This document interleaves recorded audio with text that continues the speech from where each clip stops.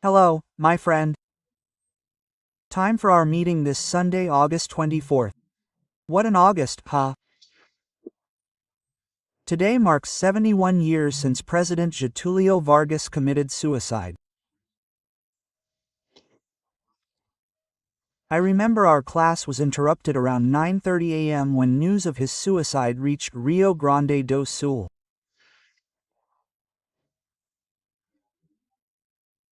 He couldn't take it when they discovered that his personal guard had killed an Air Force major, Major Vass, who was guarding journalist Carlos Lacerda. The plan was to kill Carlos Lacerda.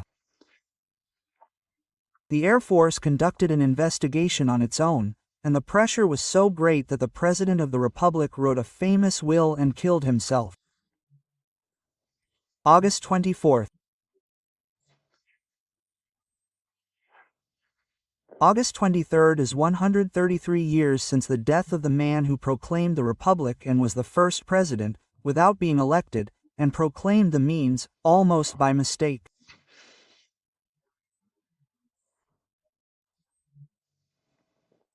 Deodoro da Fonseca died in 1892, on August 23rd. He was so sick with emphysema that he overthrew the Prime Minister, head of government. Ouro Preto went back to bed, and then Benjamin Constant insisted, "But didn't you proclaim the Republic, Marshal?" He stayed. He was a friend of the Emperor. Then Benjamin Constant played a trump card.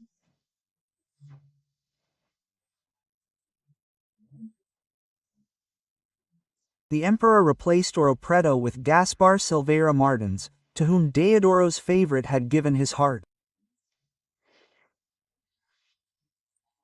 Then Deodoro couldn't take it anymore and proclaimed the Republic. "No," Deodoro said before asking to borrow a horse.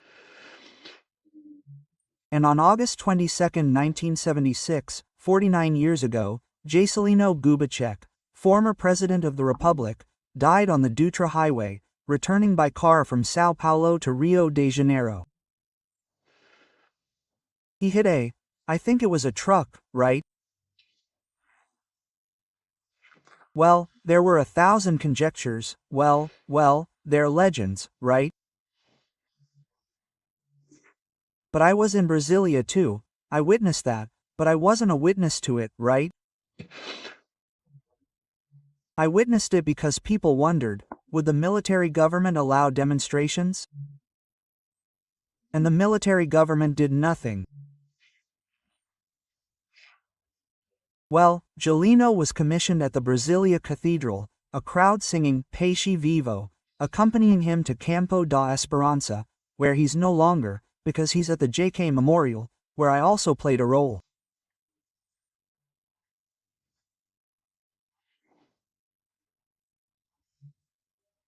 Well, to get the land granted, I forwarded Dona Serra to President Figueiredo, who granted the authorization and the land, and I handed over the check, the first check to open the public subscription to raise money to build the memorial.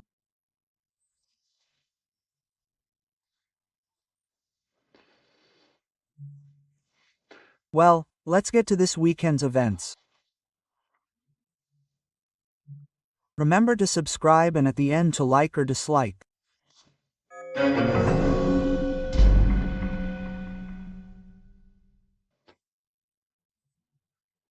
Well, today's first topic is a robbery in Resende, at the house where Bolsonaro's ex-wife, mother of Eduardo, Carlos, and Flavio, and her parents, the grandparents of Bolsonaro's children, grandfather, and grandmother, live.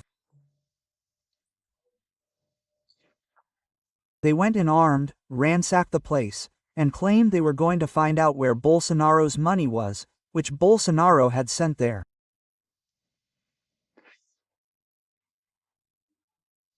This is the consequence of a crime, the crime of violating confidential data. It's provided for in the Constitution, Article 5, Section 12. They violated it and published it, and the media published it. I don't know if it was bad faith or ignorance, stupidity, right?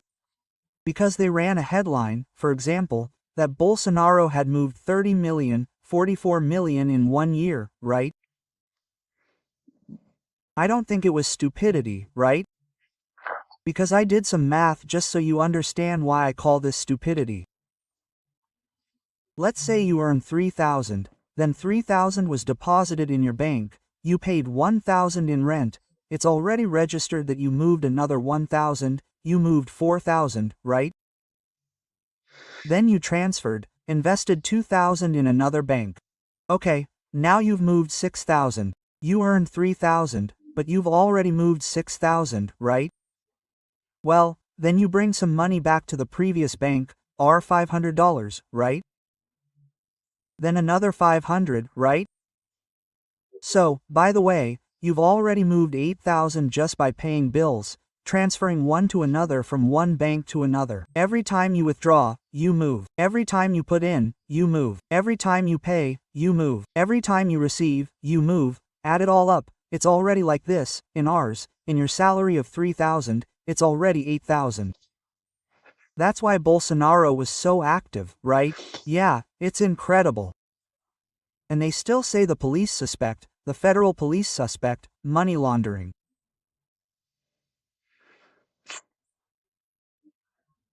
I think the newspapers that published this assume their readers were kidnapped, their brains ripped out, right? Because someone launders money by depositing money in a bank, moving money around in a bank. Money laundering, exactly, is exactly the opposite, right? The money stays hidden until a justification is found to say the money is legitimate, that it came from another activity.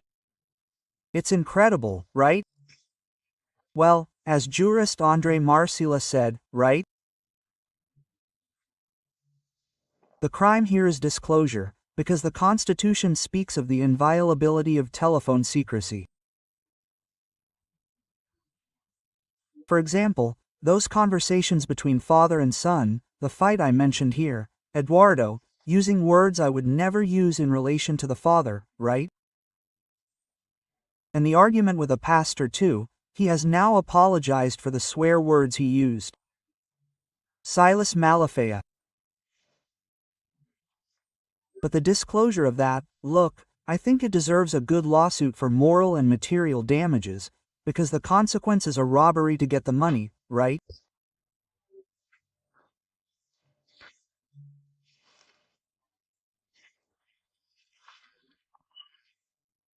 Well, another issue is the note, right, from the United States Embassy, right, referring to Maurice, right, saying that anyone who Maurice was toxic, that is, he would have the capacity to contaminate anyone who tried to help him.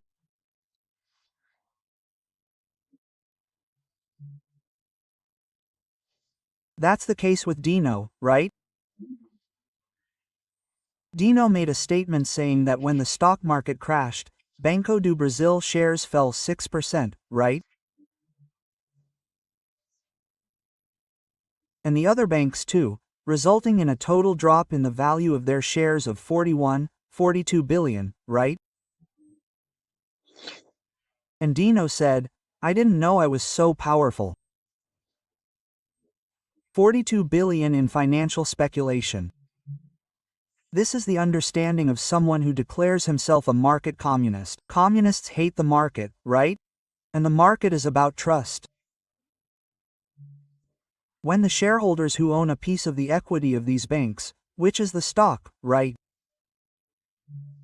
The stock is a part of the capital, that's why it's called the capital market, not the financial market. The financial market is about interest, right? Renting money, right? Well, there in the capital market, stocks. So, it depreciated.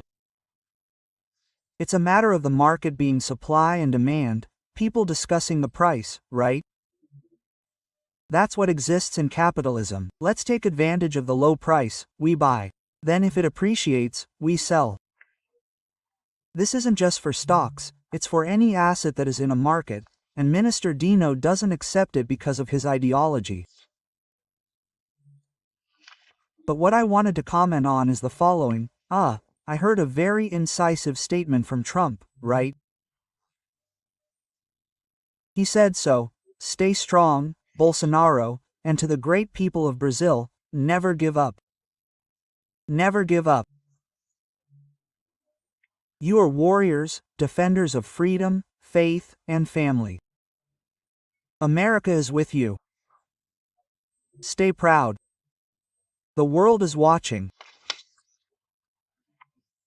Then I saw a statement from the Italian Prime Minister, Giorgia Meloni, who said the following: "Can we be proud of being the West?" Right? She says this in English, she says it in West, that is, West. Our values are not just defended by America, it's the West, Greek civilization, right?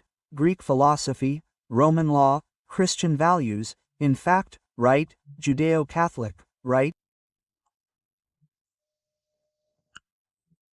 Where the individual is the center, everyone is born equal and free. The laws are equal for all. Life is sacred. Sovereignty belongs to the people, right? We must make this clear, right, to those who sabotage internally with cancellations and WK, right? Well, we're proud of our Western civilization. I said, wow, we have Trump and Meloni, and now the Pope is Pope Leo. Well, we already had that when the Soviet Union disintegrated because of Reagan, the lady, and Pope John Paul I, who knows, right?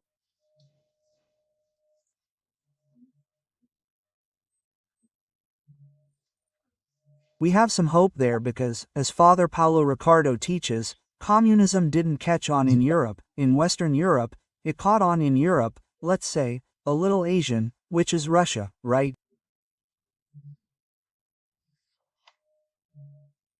Well, St. Petersburg is Europe, but Moscow is more Asian.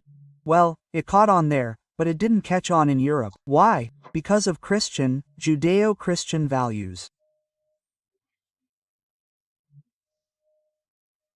That's why there's all this pressure to get in, right, through theories like Gramish, that Jorge Lucas from Hungary, right, to undermine these values, because these values here maintain our civilization, right, respect for the individual, respect for life, therefore, against abortion, respect for the family, respect for values, respect for the law, right?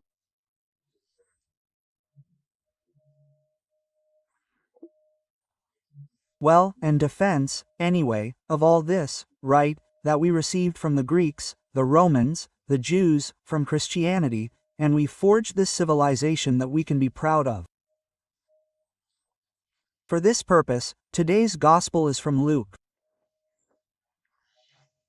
It says, quote, "Depart from me, all you who practice lawlessness.